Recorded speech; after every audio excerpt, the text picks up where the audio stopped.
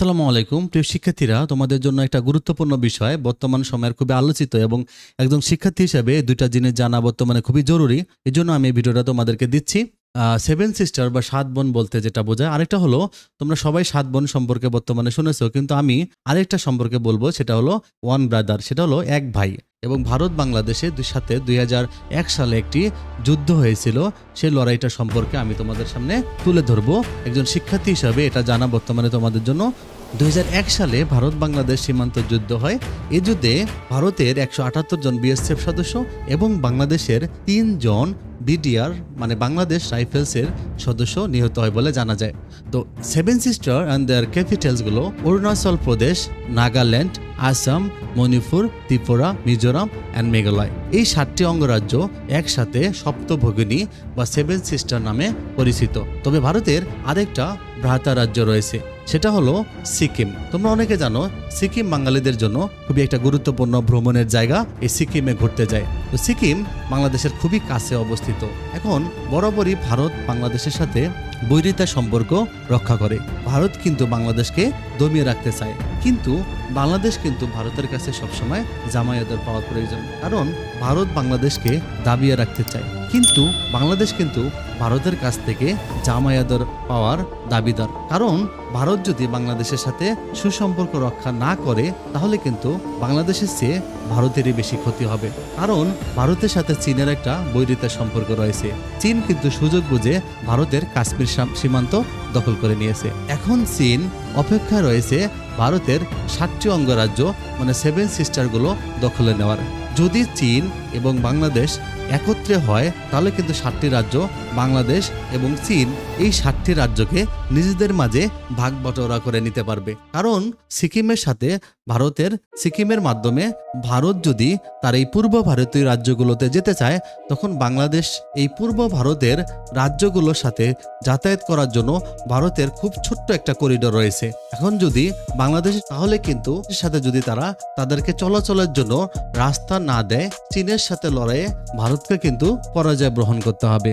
এখন সে কারণে ভারতীয় লোকজন, ভারতীয় বিভিন্ন মিডিয়া যারা ছটফট করছে, কিন্তু তাদের উচিত বাংলাদেশকে সবসময় সম্মান করা, বাংলাদেশকে তার প্রাপ্য অধিকারটুকু দেওয়া। কারণ হলো ইন্ডিয়া তার চারপাশে যে আমরা ম্যাপে দেখি, ইন্ডিয়া, পাকিস্তান, আফগানিস্তান, নেপাল, ভুটান, চীন, মায়ানমার এবং বাংলাদেশ সীমান্ত দ্বারা ঘেরানো, এবং সর্বোপরি ভারতের বিশাল একটা অংশ বঙ্গোপসাগর এবং হলো অ্যারাবিয়ান সি, আরব সাগর। 2001 সালে ভারতের কিছু সৈন্যরা বড়াইবাড়ি সীমান্তে দিয়ে কুড়িগ্রাম জেলার অতিক্রম করার জন্য ম্যাপে তোমরা গোল চিহ্নিত অংশটি দেখতে পারছো এবং মানকাচর।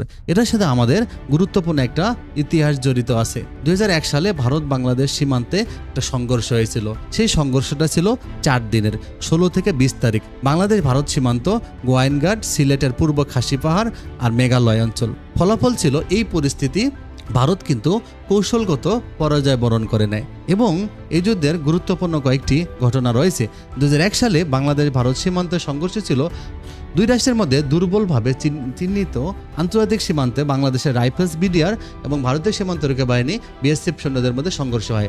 2001 সালে এই সংঘর্ষে যখন শুরু হয়, তখন 800 জন থেকে 1000 জন বাংলাদেশি আধা সামরিক সৈন্যের একটা বাহিনী পাদুয়া, যেটাকে পিরদিওয়া বা পাদুয়া গ্রাম আক্রমণ করে এবং দখল করে নেয়, স্থিতি অবস্থা ভঙ্গ করে এবং সেখানকার বেসামরিক নাগরিকদের পালিয়ে যেতে বাধ্য করে। বাংলাদেশের দাবি, 1971 খ্রিস্টাব্দে বাংলাদেশের স্বাধীনতা যুদ্ধের পর থেকে গ্রামটি অবৈধভাবে ভারতের দখলে ছিল। পাদুয়া বা পিরদিওয়া গ্রাম ভারতীয় সীমান্তরক্ষী বাহিনীর চৌকিটি ঘিরে ফেলা হয়েছিল, যার মধ্যে 31 জন বিএসএফ সৈন্য আটকা পড়েছিল। যাই হোক, উভয় পক্ষ তাদের গোলাগুলি জারি রেখে আলোচনা শুরু করে। পরের দিন প্রায় 3 কোম্পানি বিএসএফ ফাঁড়িটিকে শক্তিশালী করার জন্য এগিয়ে যায়। পরে কোনো রক্তপাত ছাড়াই এই ঘটনার সমাধান করা হয়। এই অচল অবস্থার পরে বাংলাদেশ ভারতের সীমান্তে ভারতীয় বিএসএফের আধা সামরিক বাহিনী উচ্চ সতর্কতা অবলম্বন করে এবং নিবিড় টহল শুরু করার নির্দেশ দেওয়া হয়। কয়েকদিন পরে 300 জন বিএসএফ সৈন্যের একটা ছোট দল পাদুয়া পীরদোয়া থেকে 200 কিলোমিটার পশ্চিমে বড়াইবাড়ি গ্রামের কাছে বাংলাদেশি ভূখণ্ডে প্রবেশ করে। পাদুয়ার ঘটে যাওয়ার আগের ঘটনার প্রতিশোধ নিতে ভারত পাল্টা আক্রমণ হিসেবে অনুপ্রবেশকে ব্যবহার করেছিল। ভারতের আধা সামরিক বাহিনী 2001 খ্রিস্টাব্দে 18 এপ্রিল বাংলাদেশি ভূখণ্ডে প্রবেশ করে এবং 11 জন বাংলাদেশি সীমান্ত রক্ষীদের দ্বারা তারা অতর্কিত আক্রমণ করা হয় এবং বিডিআর ফাঁড়িতে হামলা প্রতিহত করা হয়। ভারতীয় বিএসএফরা যখন বাংলাদেশে প্রবেশ করে তখন বাংলাদেশের কিছু গ্রামীণ কৃষকরা তারা এটা দেখতে পায় এবং তারা কৌশলে বিডিআর সদস্যদের কাছে ঘটনাটি জানিয়ে দেয়। তো ভারত যখন বাংলাদেশে প্রবেশ করে তারা যখন ফাঁড়িটিকে দখল করার জন্য পরিকল্পনা করে ঘিরে রাখে, অতর্কিত তারা হামলার শিকার হয় এবং বাংলাদেশি বিডিআররা আগে থেকে সেখানে প্রস্তুত ছিল। 16 জন ভারতীয় সৈন্য এবং 3 জন বাংলাদেশি সীমান্তরক্ষী সহ মোট 21 জন নিহত হয়। সংঘর্ষটি ভারত এবং বাংলাদেশের মধ্যকার সম্পর্কের উন্নতির জন্য একটা বড় ধাক্কা ছিল। দুই রাষ্ট্রের মধ্যে 2015 খ্রিস্টাব্দে স্থল সীমানা চুক্তি সহ সংঘর্ষের বছরগুলোতে বেশ কয়েকটি চুক্তি স্বাক্ষর হয়েছিল, যা ভারত থেকে বাংলাদেশে 111টি ছিটমহল, যা 17,160.63 একর, এটা তারা ভারত সরকার আমাদের সাথে বিনিময় করতে বাধ্য হয়। পরবর্তীতে বাংলাদেশ 51টি ছিটমহল ভারতকে হস্তান্তর করে।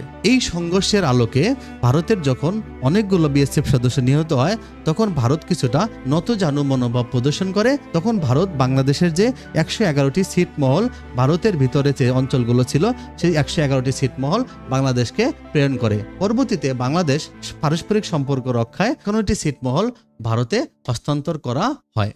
প্রিয় শিক্ষার্থীরা, পড়ালেখার পাশাপাশি তোমাদের যে সাম্প্রতিক যে গুরুত্বপূর্ণ ঘটনাগুলো জানা দরকার সেগুলো আমি তোমাদেরকে এই চ্যানেলে দিয়ে দিব। তোমরা আমাদের চ্যানেলটা সাবস্ক্রাইব করে রাখো। ভালো থেকো।